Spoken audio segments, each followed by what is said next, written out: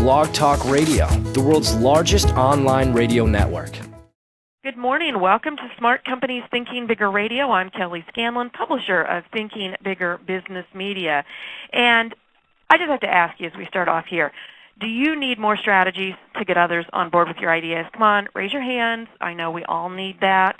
Are you ready to increase your visibility, your credibility, your connections, and your results? Again, I bet there's not too many out there who can't say yes to that. And are you eager to make the transition from being not just a leader in your company, but to being a thought leader in your niche? There is a difference. And our guest today is a Silicon Valley executive talent agent with startup and Fortune 500 clients from companies like Apple, Genentech, KPMG, and Cisco. She's also a professional runner. She runs her own business. She runs after her 2 kittens, and she's also been known to run significant distances when there's chocolate involved. Today's guest has an MBA from Stanford Business School and was recently recognized by the White House as a champion of change. She has joined us today from her home in California to share her strategies for how to take the leap from leader to thought leader. Denise Brosseau, we're so happy to have you with us today. Thanks for joining us. Thank you. So happy to be here. Yes. Okay, let's first find out a little bit more about you, Denise. You describe yourself as an executive talent agent. So what does that mean? What does that entail if you're an executive talent agent? Well, the way I look at it is that there is so much need for us to have someone to focus on our career. There's executive recruiters who are helping companies find the right people. I work on the other side of that equation. I work with the executive who's trying to get noticed in their company, helping them message or for themselves for promotion, to help them connect to the right boards and committees, get out speaking and writing. I also work with CEOs who are really trying to get the same notice in the world, but really noticed in their industry. So I'm working really to position folks for that next opportunity and really giving them the chance to understand what it takes to get known in their field as that go-to person. Mm-hmm. So one way you might look at this is that you're helping them to create a personal brand to a certain extent. Would that be one way? Absolutely a piece of it. And I call my company Well-Connected Leader because I also think it's about connection.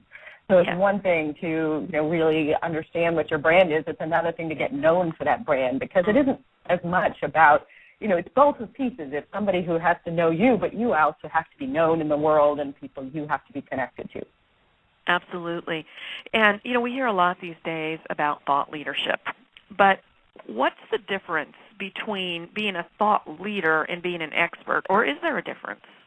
Well, I actually love to say that experts are all about wanting you to know how much they know, but thought leaders want you to know as much as they know them as well. So it's this idea of being able to share what you know. That's a thought leader, somebody who's willing to blog or speak or connect you to the information that they have. They want to be the person who's that access.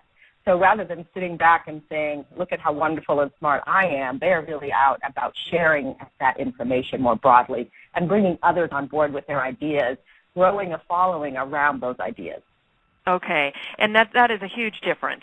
Somebody who's an expert that maybe can be quoted occasionally in a newspaper article or put out some white papers, but a thought leader is somebody, like you said, who shares that information and typically shares it in a way that, at least from what I understand about it, shares it in a way that's practical so that it's useful to other people. It's not just some theoretical thing that lays in a research report somewhere.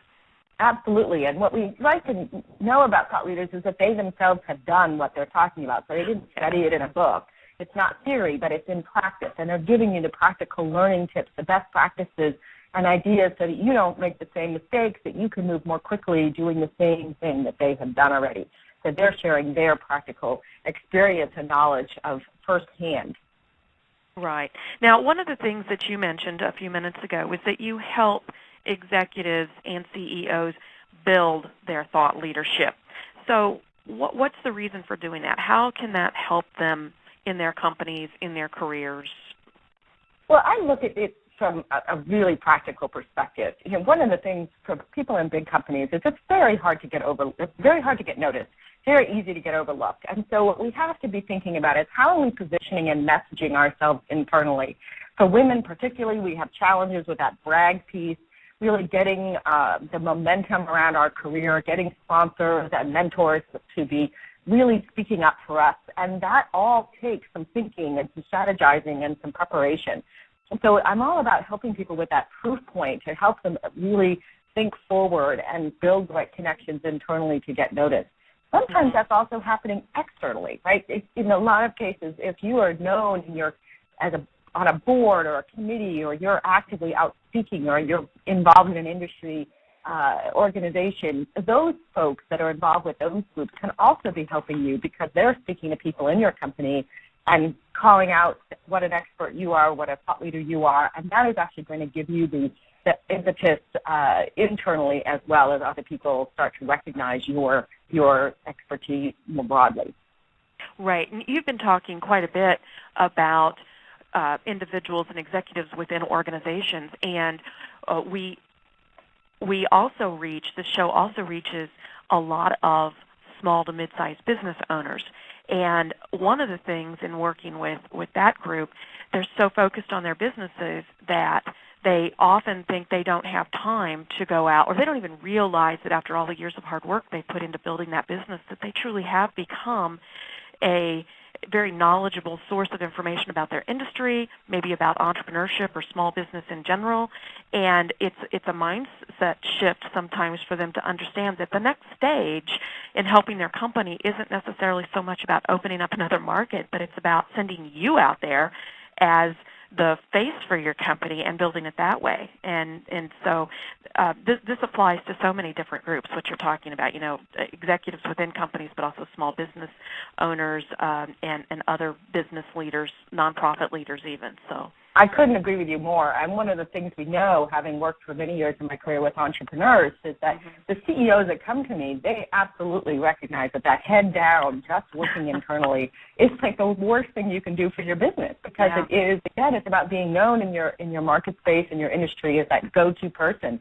If you're out, again, speaking or writing, or you're the person who's doing an op-ed, or you're the one who's getting appointed to a city-wide committee on an issue that you know about and care about, or much more broadly at the national level, if you're being appointed to a presidential commission on a topic that you know about, that is going to get you much further with your business opportunities for growing and scaling your small business.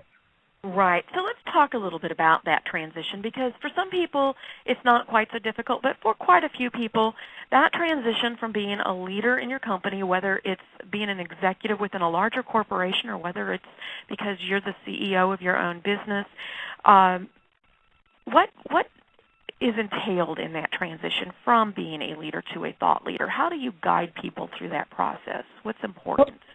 I really look at it as sort of a couple of steps process. So I've been really studying this deeply recently around a book that I'm writing on this topic, and I looked at it as a set of steps, one of which is really understanding your sort of professional sweet spot. And that is, in fact, a piece of it is your brand. But there's also a bit about what is your driving passion behind what you do. It's what Simon Sinek calls your why, really understanding and being able to pinpoint where your expertise and your interests overlap with an urgent problem that needs to be solved. So in most cases, in a business owner, that's why you're starting a business. It's because you see an urgent problem and you have some expertise and interest. Being able to really crisply articulate that, and then being able to catalyze conversations around that idea that you might have, bringing the right stakeholders together, getting input, identifying trends, then nurturing all the champions and identifying folks who really help you to push that idea forward. And that's part of what it takes to build a business, but it's also what it takes to move an industry, to move folks to that next step and move along against a tide of people who are likely saying, no, you can't do this. And then there's really having a lot of point-2 proofs, being able to have measurable, verifiable evidence that says you're this authority, you're this credibility, that you are the person that can do this and execute on it. All of those are pieces. There's, of course, a little bit more of it. One of the last pieces that I'll talk about is just this idea of being willing to put yourself on shout, as I call it. Really get out there and build your strategic visibility by being externally focused instead of internally focused. Right. And I would go so far as to make the assumption that to do this, that transition process, you would need to have a written plan for that, just as you would for any marketing endeavor that you're doing with your company, that you have one just for that. I mean, is that correct, that you absolutely approach it that way? Advice. That's the way that we approach it at our company, and it's certainly what I speak about when I go out and speak on this topic, because it's so easy to overlook what's coming forward when you're just focused on your business goals instead of focused on your leadership goals. And so it is, and you could tie those two plans together, but you need to really think through, how am I going to move from sort of being a known person in the local community to maybe regionally and then in your state and then nationally. So there is a strategic process of using the press and using various opportunities that you might get using just in your local chamber to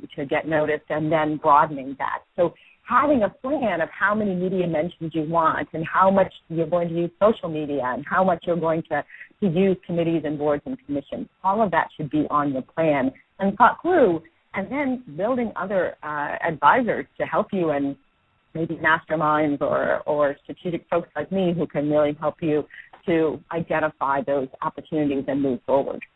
Absolutely, and you actually took the next question right out of my mouth for some of the people who are listening and thinking, this is probably the point where I'm at here, but they're not really sure who they should tap.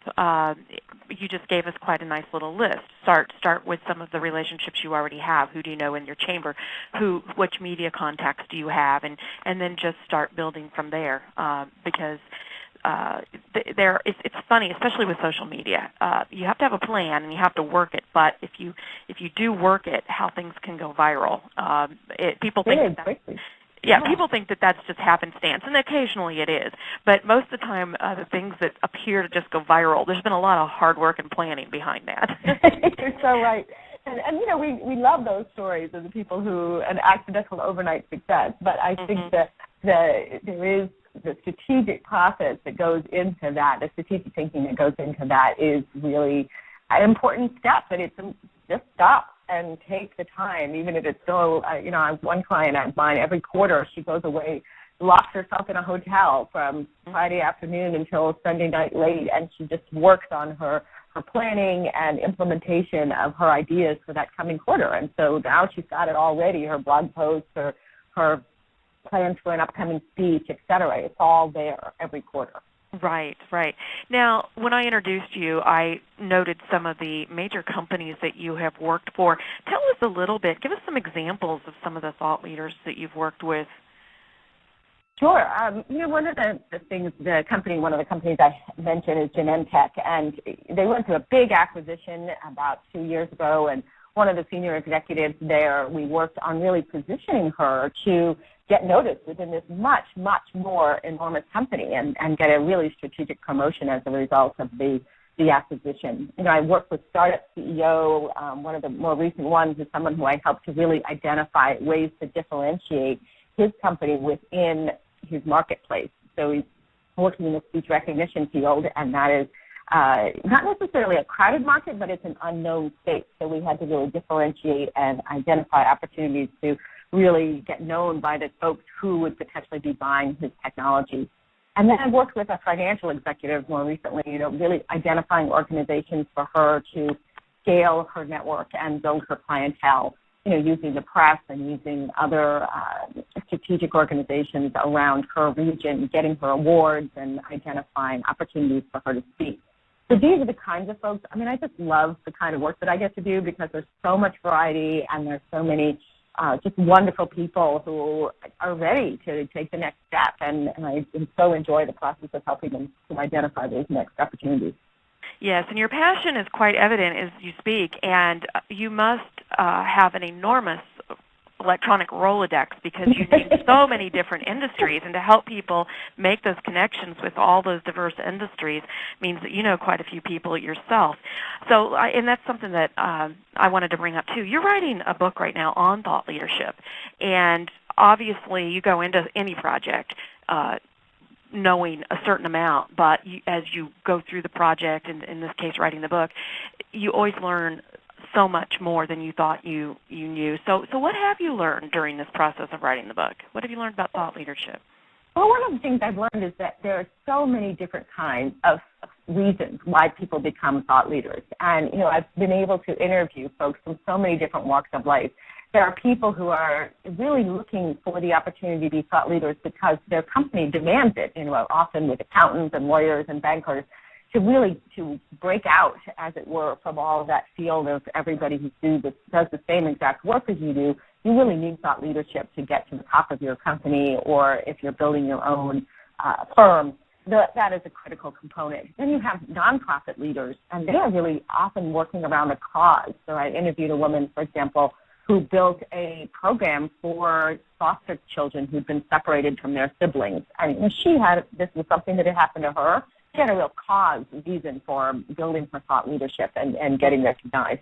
So there's lots of different reasons. There's certainly the reasons of visibility and credibility and reputation, but there's also this often a very strong cause center around why people do this work, because you got to keep getting up and working this, and so you can't give up easily. And having that cause is a really good purpose-filled direction goal, I think.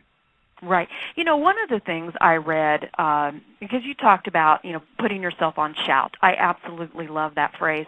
There's a way to do that, though, so that you don't come across sounding like a know-it-all, that you actually sound like you're somebody who is willing to share and that you're trying to provide this knowledge so that other people can latch onto it and use it for their purposes. So talk to us about that fine line, because what I read once is that if you have to tell somebody that you're an expert, or tell somebody, hey, I'm a thought leader or I'm a subject matter expert, then you're really not. That's something that, and I'm sure you know what I'm getting at here. Yes. But how do you straddle that fine line so that you get your message out, but you don't come across as a big-headed know-it-all?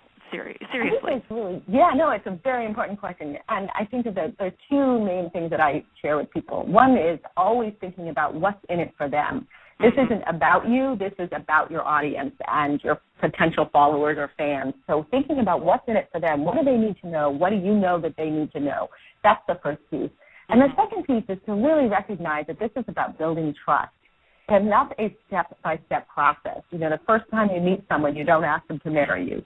You really want to think about it, right? You want to think about that sort of process by which that occurs, getting people on board with your ideas. And it is a step-by-step process. I sort of call it the putting the pin on somebody like you do with a candidate, all the way up to putting a billboard in their front yard. I mean, there are steps in that process with a political candidate and getting on board with that. And I try to help people think about that pin to the bumper sticker to the billboard, and how do you make that transition? Very, very good advice there. You've made the transition yourself. I mean, you've been in this chair where, you've moved to being a thought leader, particularly in women's entrepreneurship. And so tell us a little bit about how that journey has unfolded to get you where you are right now. Sure. I started an organization in Silicon Valley called the Forum for Women Entrepreneurs. And over a few years, we scaled that organization across 7 cities across the western United States. And then I also worked with a group in Washington, D.C. and Boston to start a venture conference called Springboard, which continues today, really working with trying to help women entrepreneurs get the venture funding that they wanted for scaling big businesses.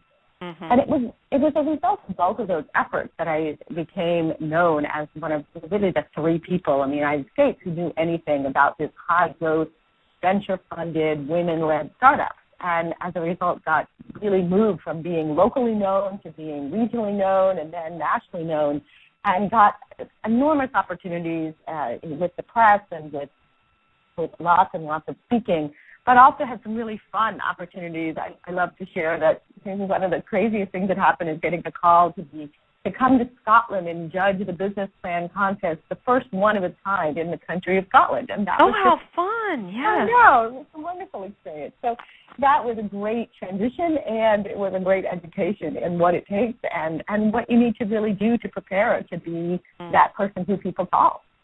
Absolutely. Well, and Springboard is a wonderful organization. In fact, in a couple of weeks, I'm going to be interviewing Amy Millman. So that'll be a lot of fun. Now, continuing your story, it has led you to, I know you did a big conference in Indiana back in the spring, and one of our mutual good friends helped to host that. So you met a lot of women entrepreneurs there. But then you're also, you have something going on in the fall with the Women's Conference in California. Tell us about that. I do, and actually I'm doing that with Amy Millman of Springboard. I'm oh. on the National Advisory Council of Springboard, and we together are creating a program that's called the Dolphin Tank. This is something Springboard's done a few different times.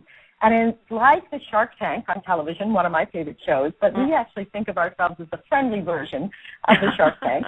So if people go to the California Women's Conference website, you can find a whole bunch of information about how to submit a 2-minute video about your business.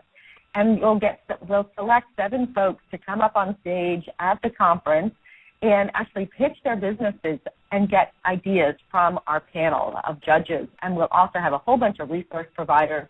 Folks from Startup America and Chick CEO and a variety of different great groups are involved with us. And, of course, our Springboard folks. And our goal is to help women scale their business ideas to something really potentially worthy of Springboard venture funding. Mm-hmm. What a wonderful opportunity for those women who will be selected to do that. Now, is that website live now, you said? Yes, it is, and the conference is coming up in just at the end of September. So the event is in Long Beach, and the opportunity is right now. Actually, the deadline is in 10 days to submit your video to be selected. So I really urge people to look for the Dolphin Tank on the California Women's Conference website. Okay, well, that's great. When is your book coming out? Well, fingers crossed, next year. Okay. That is one of the challenges of fitting that in around building a business is always an opportunity for tearing your hair out at times. Well, yeah, I think we can all relate to that. So tell us about your website, what people might find on it that can help them with their businesses, and why they should go there.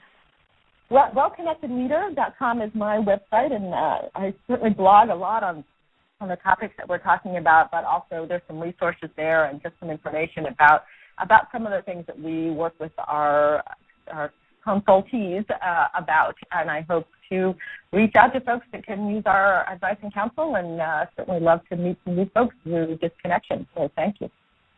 Well, again, go out to her website and learn more about Denise. Denise, it has been such a pleasure having you on the show today.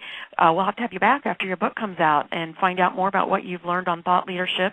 But it's been very insightful talking to you today, and best of luck to you. Thank you so much. To all of you out there, have a great weekend, and we will be back next week with another guest who will help you grow your business. You're listening to Smart Companies Radio on Blog Talk Radio. Have a great weekend. Blog Talk Radio, where millions of hosts and listeners gather.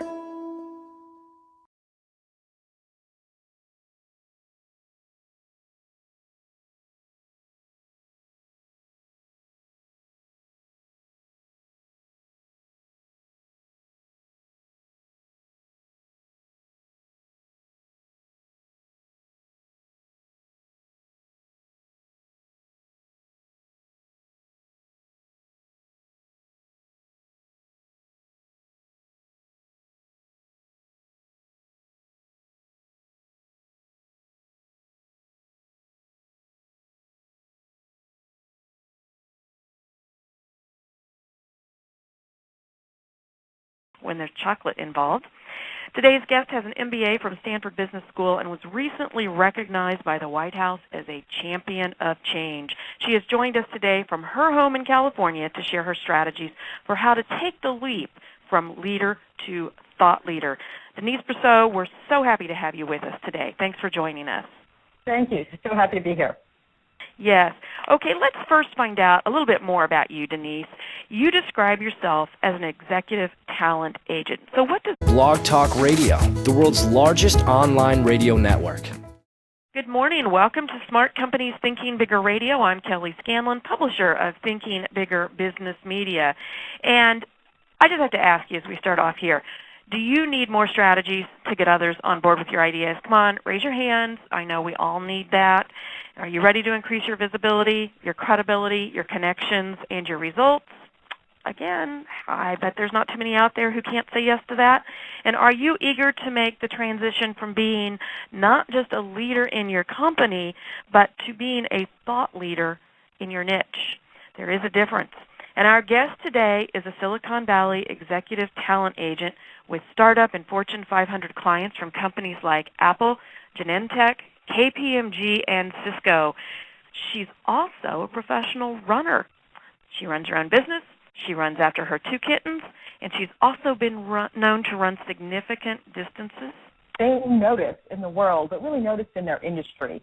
So I'm working really to position folks for that next opportunity and really giving them the chance to understand what it takes to get known in their field as that go-to person. Mm-hmm. So one way you might look at this is that you're helping them to create a personal brand to a certain extent. Would that be one way? Absolutely. Yeah, absolutely a piece of it. And I call my company Well-Connected Leader because I also think it's about connection. So it's one thing to really understand what your brand is. It's another thing to get. What does that mean? What does that entail if you're an executive talent agent?